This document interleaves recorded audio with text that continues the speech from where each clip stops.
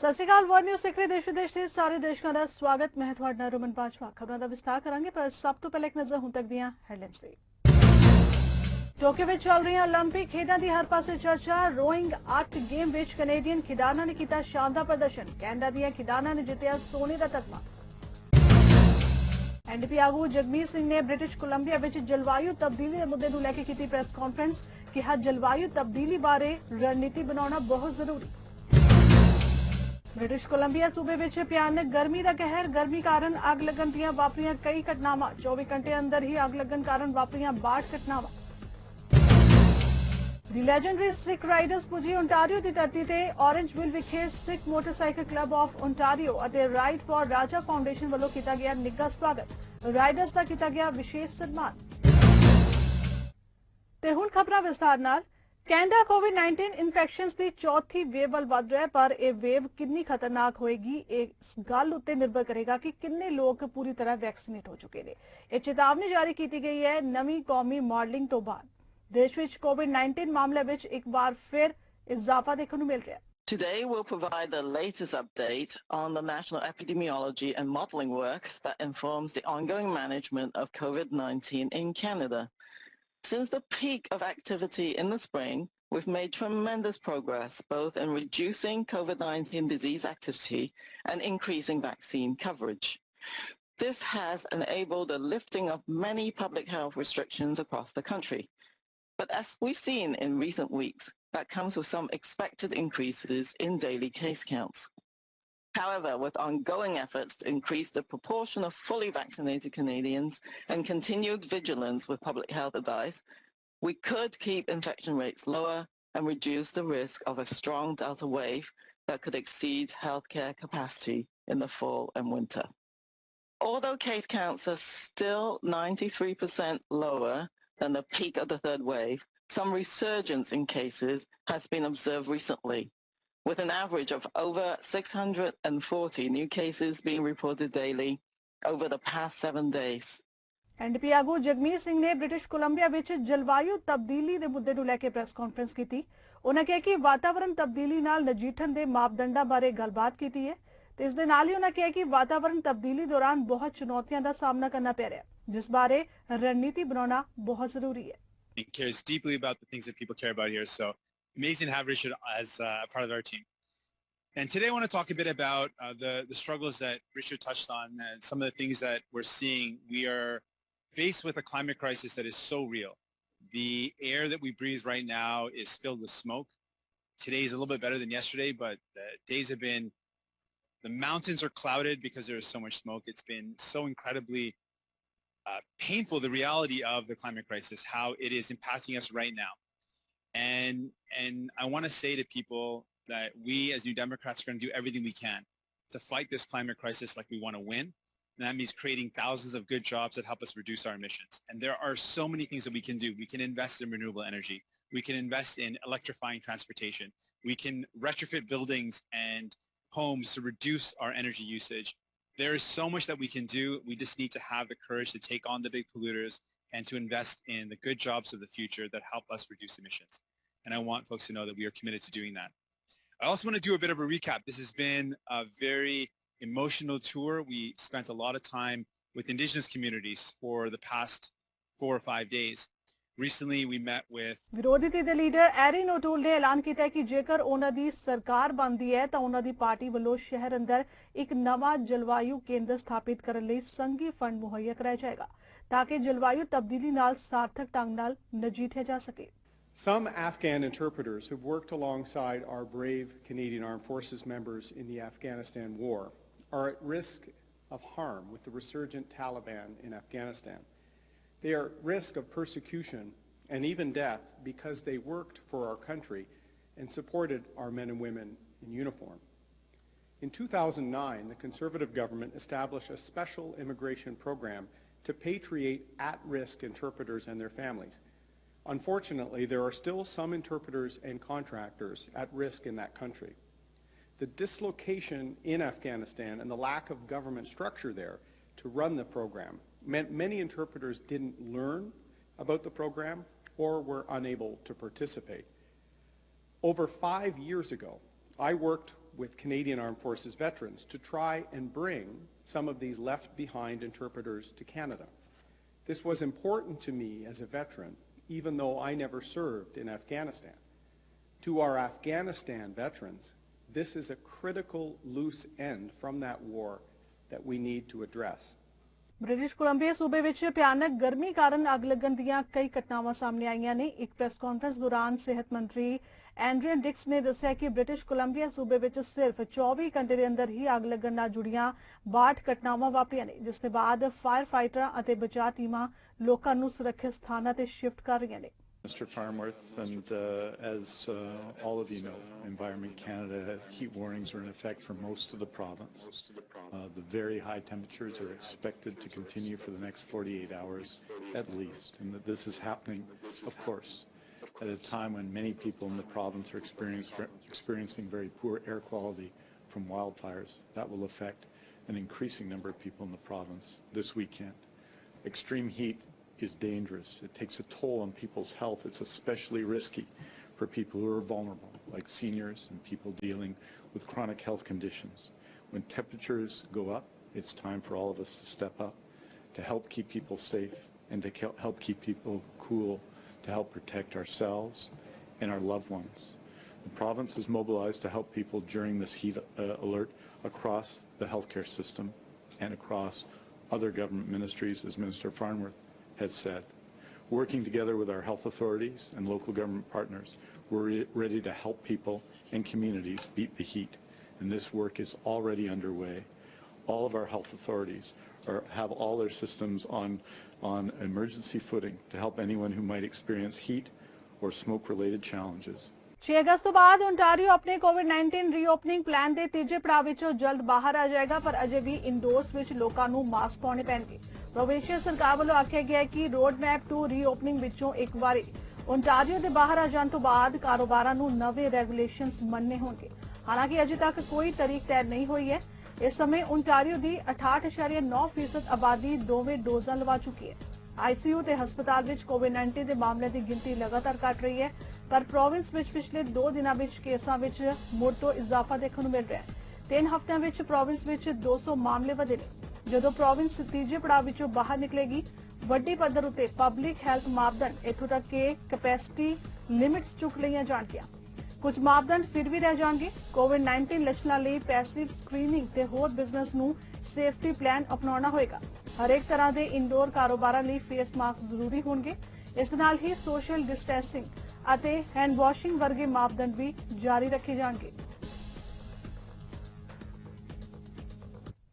ਪਿਛਲੇ 2 ਹਫ਼ਤਿਆਂ ਵਿੱਚ ਮਿਡ ਟਾਊਨ ਏਰੀਆ ਵਿੱਚ ਨਸ਼ਿਆਂ ਦੀ ਓਵਰਡੋਜ਼ ਕਾਰਨ ਹੋਈਆਂ ਮੌਤਾਂ ਦੀ ਗਿਣਤੀ ਕਥਿਤ ਤੌਰ ਉੱਤੇ ਕਾਫੀ ਵੱਧ ਗਈ ਹੈ। ਇਸ ਸੰਬੰਧ ਵਿੱਚ ਟੋਰਾਂਟੋ ਪੁਲਿਸ ਵੱਲੋਂ ਚੇਤਾਵਨੀ ਜਾਰੀ ਕੀਤੀ ਗਈ ਹੈ। ਰਾਤ 12:45 ਉੱਤੇ ਵਾਪਰੀ ਇੱਕ ਘਾਤਕ ਘਟਨਾ ਤੋਂ ਬਾਅਦ ਪੁਲਿਸ ਨੂੰ ਮੌਕੇ ਤੇ ਬੁਲਾਇਆ ਗਿਆ। ਡੁਪੋਰਟ ਸਟਰੀਟ ਤੇ ਸਪੈਡੀਨਾ ਰੋਡ ਇਲਾਕੇ ਵਿੱਚ ਪੁਲਿਸ ਅਧਿਕਾਰੀ ਇੱਕ ਘਰ ਵਿੱਚ ਪਹੁੰਚੇ। ਉੱਥੇ ਉਹਨਾਂ ਨੂੰ ਇੱਕ ਪੁਰਸ਼ ਤੇ ਮਹਿਲਾ ਬੇਸੁੱਧ ਮਿਲੇ। ਦੋਵਾਂ ਦੀ ਉਮਰ 39 ਸਾਲ ਦੱਸੀ ਜਾਂਦੀ ਹੈ। ਐਮਰਜੈਂਸੀ ਅਮਲੇ ਨੇ ਦੋਵਾਂ ਨੂੰ ਹੋਸ਼ ਵਿੱਚ ਲਿਆਉਣ ਦੀ ਬੜੀ ਕੋਸ਼ਿਸ਼ ਕੀਤੀ, ਪਰ ਅਸਫਲ ਰਹੇ ਤੇ ਉਹਨਾਂ ਨੂੰ ਮੌਕੇ ਤੇ ਹੀ ਮ੍ਰਿਤਕ ਐਲਾਨ ਦਿੱਤਾ ਗਿਆ। ਇੱਕ ਰਿਲੀਜ਼ ਵਿੱਚ ਟੋਰਾਂਟੋ ਪੁਲਿਸ ਨੇ ਕਿਹਾ ਕਿ ਪਿਛਲੇ 2 ਹਫ਼ਤਿਆਂ ਤੋਂ 53ਵੀਂ ਡਿਵੀਜ਼ਨ ਵਿੱਚ ਕਥਿਤ ਓਵਰਡੋਜ਼ ਦੇ ਕਈ ਮਾਮਲੇ ਸਾਹਮਣੇ ਆਏ ਨੇ। ਇਸ ਤੋਂ ਇਲਾਵਾ ਨਸ਼ਿਆਂ ਦੀ ਵਰਤੋਂ ਕਾਰਨ 4 ਮੌਤਾਂ ਹੋਈਆਂ ਦੱਸੀਆਂ ਜਾਂਦੀਆਂ ਨੇ। ਪੁਲਿਸ ਨੇ ਦੱਸਿਆ ਕਿ ਬਹੁਤੀਆਂ ਮੌਤਾਂ ਫੈਂਟਾਨਿਲ ਵਰਗੇ ਨਸ਼ੇ ਦੀ ਓਵਰਡੋਜ਼ ਕਾਰਨ ਹੋਈਆਂ ਨੇ, ਪਰ ਪੁਲਿਸ ਅਧਿਕਾਰੀਆਂ ਦਾ ਕਹਿਣਾ ਹੈ ਕਿ ਕਈ ਹੋਰਨਾਂ ਮੌਤਾਂ ਦੇ ਕਾਰਨਾਂ ਦਾ ਪਤਾ ਲਗਾਉਣ ਲਈ ਟੈਕਨੋਲੋਜੀ ਰਿਪੋਰਟ ਦੀ ਉਡੀਕ ਕੀਤੀ ਜਾ ਰਹੀ ਹੈ। ਟੋਕੀਓ ਵਿੱਚ ਚੱਲ ਰਹੀ ਓਲੰਪਿਕ ਖੇਡਾਂ ਦੀ ਹਰ ਪਾਸੇ ਚਰਚਾ ਹੈ ਤੇ ਇਹਨਾਂ ਖੇਡਾਂ ਅੰਦਰ ਦੁਨੀਆ ਭਰ ਦੇ ਖਿਡਾਰੀ ਹਿੱਸਾ ਲੈ ਰਹੇ ਨੇ ਤੇ ਹੁਣ ਕੈਨੇਡਾ ਦੀਆਂ ਖਿਡਾਰਨਾਂ ਨੇ ਵੀ ਇਹਨਾਂ ਖੇਡਾਂ ਵਿੱਚ ਸੋਨੇ ਦਾ ਤਗਮਾ ਜਿੱਤਿਆ। ਦਰਅਸਲ ਰੋਇੰਗ 8 ਗੇਮ ਵਿੱਚ ਕੈਨੇਡੀਅਨ ਖਿਡਾਰਨਾਂ ਨੇ ਆਪਣੀ ਸ਼ਾਨਦਾਰ ਖੇਡ ਦਾ ਪ੍ਰਦਰਸ਼ਨ ਕੀਤਾ ਤੇ ਜਿੱਤ ਹਾਸਲ ਕੀਤੀ ਹੈ। I don't know if it's really sunken in yet, being totally honest. I remember how I felt after Rio, and I think it was a really big fuel for my fire coming into Tokyo. So it's pretty unbelievable to have this fairy tale ending in a way. I mean, we put in the work and we knew we were capable of it, so it's absolutely believable. It's just, I keep reliving like little moments of it in my head. It keeps coming back as the day goes on, and watching the replay of our race, it's just so surreal, and I'm like so excited that it's happened. It's here. I mean, I've dreamed of this, but was worried it was only going to happen in my head, so it's pretty exciting that we've done it. I don't think I've stopped smiling all day. My cheeks hurt from it. I mean, yeah, fairy tale ending, absolutely. This is also my first row in those two disciplines in rowing. There's sculling and sweeping. This is my first time in sweep. And, you know, through COVID and all the uncertainties, and this are being our first race in 2 years, I mean, yeah, a little unbelievable, and my feet haven't touched the ground yet. I think we really just stayed in our lane. I mean, I feel like we really prepared for everything. We were infinitely flexible and we're... ਪਿਛਲੇ ਕੁਝ ਮਹੀਨਿਆਂ ਵਿੱਚ ਹੀ Montreal ਅੰਦਰ ਔਰਤਾਂ ਨਾਲ ਕਈ ਵਾਰਦਾਤਾਂ ਦੇ ਮਾਮਲੇ ਸਾਹਮਣੇ ਆ ਚੁੱਕੇ ਨੇ, ਜਿਸ ਕਾਰਨ ਲੋਕਾਂ ਵਿੱਚ ਕਾਫੀ ਖੌਫ ਹੈ ਤੇ ਮੌਂਟਰੀਅਲ ਦੀਆਂ ਸਮਾਜਿਕ ਜਥੇਬੰਦੀਆਂ ਵੱਲੋਂ ਇਸ ਦੇ ਖਿਲਾਫ ਇੱਕ ਮਾਰਚ ਵੀ ਕੱਢਿਆ ਗਿਆ। ਇਸ ਦਾ ਮਕਸਦ ਲੋਕਾਂ ਨੂੰ ਜਾਗਰੂਕ ਕਰਨਾ ਸੀ। ਇਸ ਮੌਕੇ ਮਾਰਚ ਵਿੱਚ ਵੱਡੀ ਗਿਣਤੀ ਵਿੱਚ ਔਰਤਾਂ ਨੇ ਸ਼ਮੂਲੀਅਤ ਕੀਤੀ।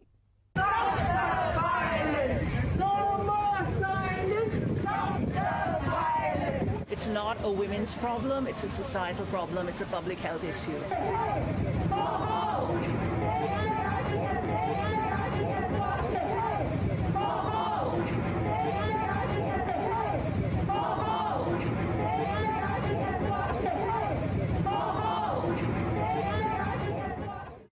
For us, it is important not to remember those we have lost, but also fight in solidarity and think about those who should be with us, but that need our help. And if it's by marching, by talking, sharing our thoughts, and being more vigilant, that's how we're going to do it.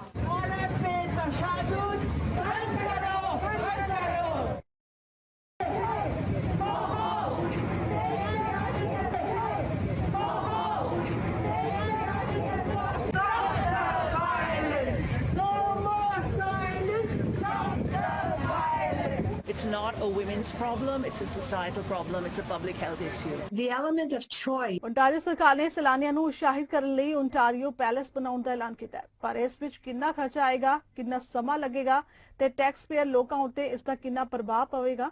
ਜਦੋਂ ਇਸ ਬਾਰੇ premier Doug Ford ਨੂੰ ਪੁੱਛਿਆ ਗਿਆ ਤਾਂ ਉਹਨਾਂ ਦਾਅਵਾ ਕੀਤਾ ਹੈ ਕਿ ਇਸ ਕੰਮ ਵਿੱਚ ਪਾਰਦਰਸ਼ਤਾ ਰੱਖਣ ਲਈ ਅਸੀਂ ਲਗਾਤਾਰ ਕੰਮ ਕਰ ਰਹੇ ਹਾਂ। It's beautiful out today. It's a lovely day for it. Is it ever?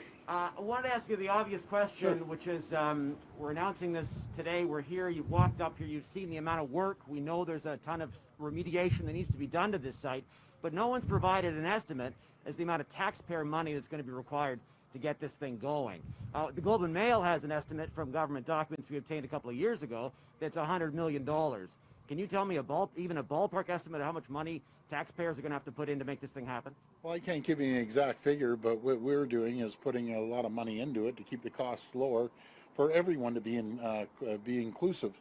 You know, if we don't, then it's going to go back on to the people that are showing up. And I want everyone, no matter if you're from high priority neighborhoods or other neighborhoods, that you're going to be able to afford to bring your family here and keep the cost down. But as we roll out, we're going to be able to announce that, and everything's going to be transparent. I know Michael Lindsay's done an incredible job on putting this together. It's going to fall under infrastructure, building the actual physical Ontario place. So they're doing a great job. National ਕਬਰਿਸਤਾਨ Arlington Virginia ਵਿਖੇ memorial section L ਵਿੱਚ ਜਾਬਾਜ਼ ਅਫਸਰ ਸ਼ਹੀਦ ਗੁਰਪ੍ਰੀਤ ਸਿੰਘ ਦੀ ਯਾਦ ਵਿੱਚ ਸ਼ਰਧਾਂਜਲੀ ਸਮਾਰੋਹ ਕਰਾਇਆ ਗਿਆ। ਅਰਲਿੰਗਟਨ ਨੈਸ਼ਨਲ ਕਬਰਿਸਤਾਨ ਵਿਖੇ ਉਹਨਾਂ ਦੀ ਯਾਦਗਾਰ ਵਿਖੇ ਪਿਤਾ ਨਿਰਮਲ ਸਿੰਘ, ਮਾਤਾ ਸਤਨਾਮ ਕੌਰ ਅਤੇ ਭੈਣ ਮਨਪ੍ਰੀਤ ਕੌਰ ਨੇ ਸਮਾਰੋਹ ਵਿੱਚ ਸ਼ਿਰਕਤ ਕੀਤੀ ਅਤੇ ਉਹਨਾਂ ਦੇ ਪੁੱਤਰ ਦੁਆਰਾ ਉਹਨਾਂ ਦੀ ਕੁਰਬਾਨੀ ਲਈ ਸਨਮਾਨਿਤ ਅਤੇ ਮਾਨਤਾ ਪ੍ਰਾਪਤ ਕੀਤੀ। ਇਸ ਮੌਕੇ ਦੀ ਪ੍ਰੈਜ਼ੀਡੈਂਟਸ ਔਨ ਮਰੀਨ ਬੈਂਡ ਅਤੇ ਮਰੀਨ ਬੈਰਕ ਵਾਸ਼ਿੰਗਟਨ ਡੀਸੀ 8ਵੀਂ ਅਤੇ 1 ਦੇ ਮਰੀਨ ਯੂਐਸ ਮਰੀਨ ਕੋਰਸ ਸੀਪੀਐਲ ਦੇ ਅੰਤਿਮ ਸੰਸਕਾਰ ਦੇ ਨਾਲ ਸੰਬੰਧਿਤ ਫੌਜੀ ਅੰਤਿਮ ਸੰਸਕਾਰ ਸਨਮਾਨ ਦਿੱਤਾ ਗਿਆ। ਫੌਜ ਦੀ ਟੁਕੜੀ ਵੱਲੋਂ ਉਹਨਾਂ ਦੀ ਪਵਿੱਤਰ ਯਾਦ ਵਿੱਚ ਸਲਾਮੀ ਦੇ ਕੇ ਸ਼ਰਧਾ ਦੇ ਫੁੱਲ ਭੇਟ ਕੀਤੇ ਗਏ।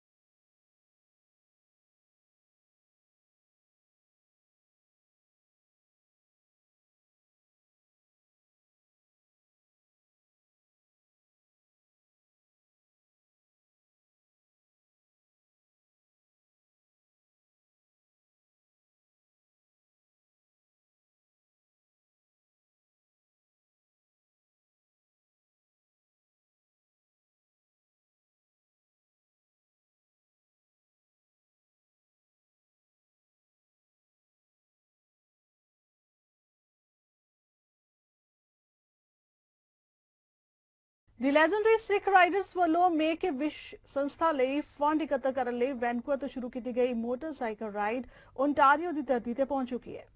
ਔਰੇਂਜਵਿਲ ਵਿਖੇ ਪਹੁੰਚਣ ਤੇ ਸਿੱਖ ਮੋਟਰਸਾਈਕਲ ਕਲੱਬ ਆਫ ਓਨਟਾਰੀਓ ਅਤੇ ਰਾਈਟ ਫॉर ਰਾਜਾ ਫਾਊਂਡੇਸ਼ਨ ਵੱਲੋਂ ਇਨ੍ਹਾਂ ਰਾਈਡਰਸ ਦਾ ਨਿੱਘਾ ਸਵਾਗਤ ਕੀਤਾ ਗਿਆ। ਇਸ ਮੌਕੇ ਕੈਲੇਡਨ ਸਿਟੀ ਅਤੇ ਔਰੇਂਜਵਿਲ ਸਿਟੀ ਦੇ ਮੇਅਰ, ਵੱਖ-ਵੱਖ ਹਲਕਿਆਂ ਦੇ ਐਮਪੀਪੀ, ਸਿਟੀ ਕੌਂਸਲਰ ਅਤੇ ਅਨੇਕਾਂ ਸੰਸਥਾਵਾਂ ਦੇ ਪ੍ਰਬੰਧਕਾਂ ਨੇ ਹਿੱਸਾ ਲਿਆ। ਰਾਈਟ ਫॉर ਰਾਜਾ ਫਾਊਂਡੇਸ਼ਨ ਵੱਲੋਂ ਸਵਾਦਲੇ ਭੋਜਨ ਦਾ ਪ੍ਰਬੰਧ ਕੀਤਾ ਗਿਆ ਤੇ ਰਾਈਡਰਸ ਨੂੰ ਮੋਮੈਂਟੋ ਦੇ ਕੇ ਸਨਮਾਨਿਤ ਵੀ ਕੀਤਾ ਗਿਆ।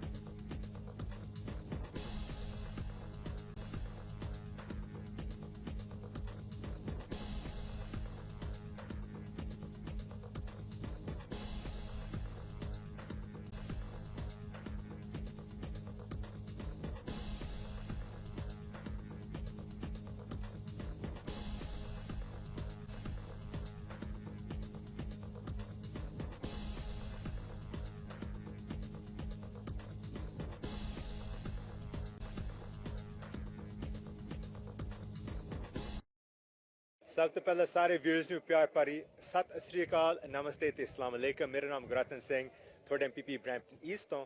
ਤੇ ਸਭ ਤੋਂ ਪਹਿਲਾਂ ਮੈਂ ਸਾਰੇ ਸਿੱਖ ਲੈਜੈਂਡਰੀ ਰਾਈਡਰਸ ਨੂੰ ਤਹਿ ਦਿਲੋਂ ਮੈਂ ਧੰਨਵਾਦ ਕਰਨਾ ਚਾਹੁੰਦਾ ਹਾਂ ਕਿ ਉਹ ਇੰਨਾ ਵਧੀਆ ਸੇਵਾ ਕਰ ਰਿਹਾ ਸਾਡੇ ਸਾਰੇ ਦੇਸ਼ ਦੇ ਲਈ। ਉਹ ਵੈਨਕੂਵਰ ਤੋਂ ਸ਼ੁਰੂ ਕਰਕੇ ਵੈਨਕੂਵਰ ਆਇਲੈਂਡ ਤੋਂ ਸ਼ੁਰੂ ਕਰਕੇ ਹੁਣ ਆਂਟੇਰੀਓ ਦੇ ਵਿੱਚ ਪਹੁੰਚੇ ਹੋਏ ਹਨ। ਤੇ ਮਾਣ ਵਾਲੀ ਗੱਲ ਹੈ ਕਿ ਉਹ ਹੁਣ ਪੈਸੇ ਮਾਇਆ ਸੇਵਾ ਹੁਣ ਇਕੱਠੇ ਕਰ ਰਹੇ ਨੇ ਮੇਕ ਅ ਵਿਸ਼ ਫਾਊਂਡੇਸ਼ਨ ਵਾਸਤੇ। ਬਹੁਤ ਵਧੀਆ ਗਰੁੱਪ ਹੈ ਤੇ ਇਹ ਅਸੀਂ ਕਹਿ ਸਕਦੇ ਦਿਸ ਇਜ਼ ਦੀ ਐਪੀਟਮੀ ਆਫ ਸੇਵਾ, selfless service and commitment to the community. So ਇੱਕ ਹੋਰ ਵਾਰੀ ਮੈਂ ਸਾਰੇ ਸਿੱਖ ਲੈਜੈਂਡਰੀ ਰਾਈਡਰਸ ਨੂੰ ਇੱਕ ਹੋਰ ਵਾਰੀ ਮੈਂ ਤਹਿ ਦਿਲੋਂ ਧੰਨਵਾਦ ਕਰਨਾ ਚਾਹੁੰਦਾ ਤੇ ਮੈਂ ਉਹਨਾਂ ਦੇ ਮੈਂ ਵਧਾਈ ਵੀ ਦੇਣਾ ਚਾਹੁੰਦਾ ਕਿ ਉਹ ਇੰਨਾ ਵਧੀਆ ਕੰਮ ਕਰ ਰਹੇ ਨੇ ਸਾਰੇ ਦੇਸ਼ ਲਈ। ਬਿਲਕੁਲ ਜੀ, ਲੈਜੈਂਡਰੀ ਸਿੱਖ ਰਾਈਡਰਸ BC ਤੋਂ ਇੱਥੇ ਆਏ ਆ ਤੇ ਬਹੁਤ ਹੀ ਇੱਕ ਵਧੀਆ ਸੰਸਥਾ ਮੇਕ ਅ ਵਿਸ਼ ਵਾਸਤੇ ਜਿਹੜੀ ਫੰਡ ਰੇਜ਼ਿੰਗ ਕਰ ਰਹੇ ਆ। It's N excellent initiative. ਉਸ ਦੇ ਨਾਲ ਜਿਹੜੇ ਸਿੱਖ ਮੋਟਰਸਾਈਕਲ ਕਲੱਬ ਜਿਹੜੀ ਇੱਥੇ ਆਪਣੀ ਓਨਟਾਰੀਓ ਦੀ ਹੈ ਉਹ ਵੀ ਉਹਨਾਂ ਦੇ ਨਾਲ ਹੈ। ਤੇ ਅਸੀਂ ਸਾਰੇ ਅੱਜ ਇੱਥੇ ਨਵਦੀਪ ਗਿੱਲ ਜੀ ਦੇ ਘਰ ਦੇ ਵਿੱਚ ਔਰੇਂਜਵਿਲ ਦੇ ਵਿੱਚ ਇਕੱਠੇ ਹੋਏ ਹਾਂ। It's absolutely incredible to see all this support. ਵਧੀਆ ਲੱਗ ਰਿਹਾ ਜੀ ਆਪਣੀ ਕਮਿਊਨਿਟੀ ਦਾ ਨਾਂ ਰੋਸ਼ਨ ਕਰਨ ਵਾਸਤੇ, specially to ride right across the country. BC ਤੋਂ ਇੱਥੇ ਪਹੁੰਚੇ ਆ and I heard that they're going all the way to Nova Scotia, PEI and then back to BC. So it is absolutely incredible and I just want to take this opportunity ਤੇ ਜਿੰਨੇ ਵੀ ਮੇਰੇ ਵੀਰ rider ਆ ਜਿਨ੍ਹਾਂ ਨੇ ਤੁਸੀਂ ਕਹ ਲਓ ਵੀ 3-4 ਹਫ਼ਤੇ ਜਿਹੜੇ ਆਪਣੇ ਟਾਈਮ ਤੋਂ ਕੱਢ ਕੇ ਇਹ ਫੰਡ ਰੇਜ਼ਿੰਗ ਕਰ ਰਹੇ ਆ ਮੇਕ ਅ ਵਿਸ਼ ਵਾਸਤੇ, ਸਾਰਿਆਂ ਦਾ ਮੈਂ ਤਹਿ ਦਿਲੋਂ ਧੰਨਵਾਦ ਕਰਨਾ ਚਾਹੁੰਦਾ ਜੀ। ਅਸੀਂ ਬਹੁਤ ਉਹਨਾਂ ਨੂੰ ਕੰਗ੍ਰੈਚੁਲੇਸ਼ਨਸ ਕਹਿਣਾ ਚਾਹੁੰਦੇ ਹਾਂ ਲੈਜੈਂਡਰੀ ਸਿੱਖ ਰਾਈਡਰਸ ਨੂੰ। ਥੈਂਕ ਯੂ ਵੀ ਕਹਿਣਾ ਚਾਹੁੰਦੇ ਹਾਂ ਕਿ ਇਸ ਮੌਕਾ ਇਹਨਾਂ ਨੇ ਕਮਿਊਨਿਟੀ ਦਾ ਅਵੇਅਰਨੈਸ ਕਰਦੇ ਆ, ਇਹ ਮੇਕ ਅ ਵਿਸ਼ ਦਾ ਫਾਊਂਡੇਸ਼ਨ ਵਾਸਤੇ ਫੰਡ ਰੇਜ਼ਿੰਗ ਕਰਦੇ ਆ ਐਂਡ ਸਾਡੀ ਇੰਡੀਜਨਸ ਕਮਿਊਨਿਟੀ ਦੀ ਇਸ਼ੂਜ਼ ਵੀ ਰੇਜ਼ ਕਰਦੇ ਆ। So thank you so much ਕਿ ਤੁਸੀਂ ਇੰਨਾ ਸੇਵਾ ਕਰਦੇ ਆ ਕਮਿਊਨਿਟੀਆਂ ਵਾਸਤੇ and keep up the great work.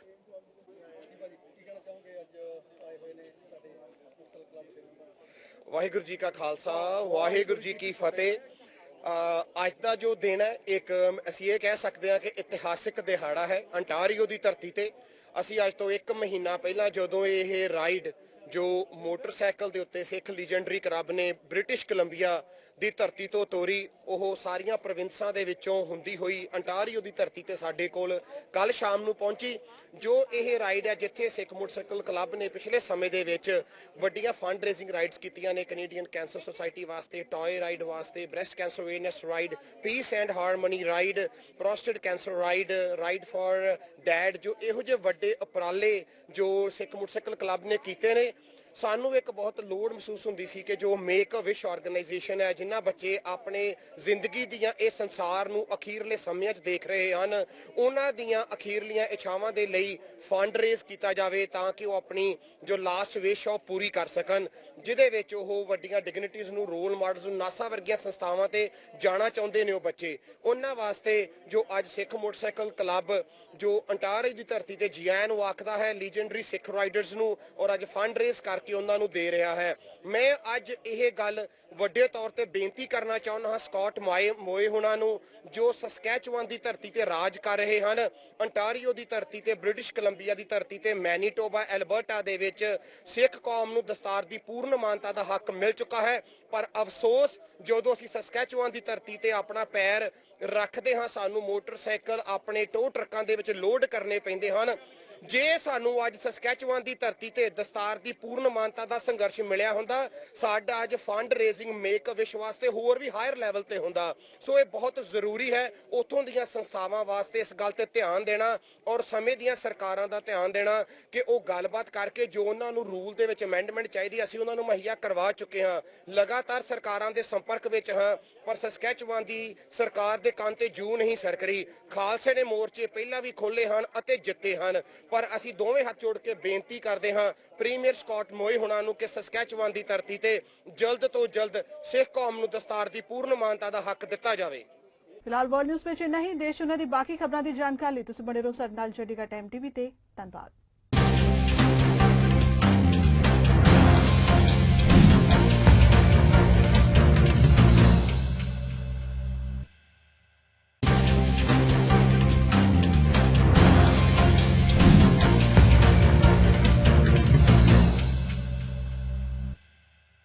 ਚੜ੍ਹਦੀਕਲਾ time TV north America ਦੇਖ ਰਹੇ ਸਾਰੇ ਦਰਸ਼ਕਾਂ ਦਾ ਵਰਲਡ ਪੰਜਾਬੀ ਨਿਊਜ਼ ਦੇ ਵਿੱਚ ਸਵਾਗਤ ਹੈ। ਖਬਰਾਂ ਦੀ ਸ਼ੁਰੂਆਤ ਕਰਨ ਤੋਂ ਪਹਿਲਾਂ ਇੱਕ ਨਜ਼ਰ ਮਾਰਦੇ ਹਾਂ ਕੁਝ ਖਾਸ ਹੈਡਲਾਈਨਸ ਤੇ।